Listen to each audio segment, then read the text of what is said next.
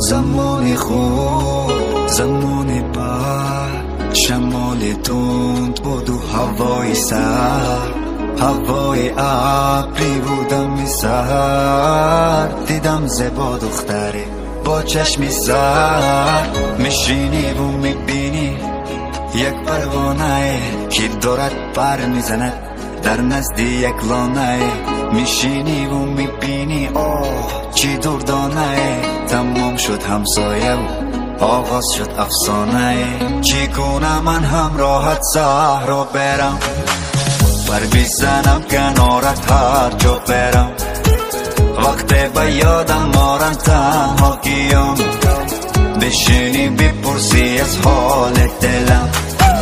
چگونه من هم راحت صحرا برم، پر بزنم کنارت هر جا برم. وقتی به یادم مارم تنها کیم، بشینی بپرسی از حال دلم.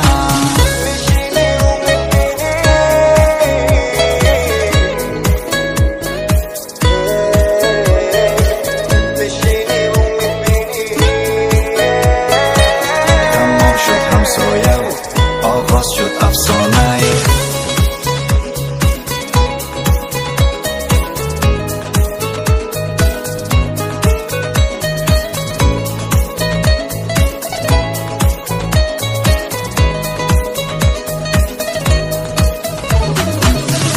پر میزند دلم تا که تو را ببینم.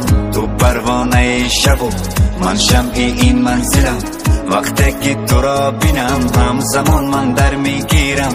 تو فقط بسوز بگو سوخته از غم میمیرم. دستانم با تو گرم است هر فصل و هر زمانه. نباشی من نباشم در زمین و آسمانه. تو نازکترین کسی خدا باشی در امانه. من باشم و تو باشی هر دو تنها نمانیم. چگونه من هم راحت صحرا برم، پر بزنم کنارت هر جا برم.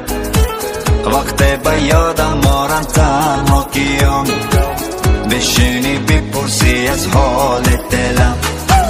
چگونه من هم راحت صحرا برم، پر بزنم کنارت هر جا برم. وقتی به یادم مارم تنها کیم، بشینی بپرسی از حال دلم.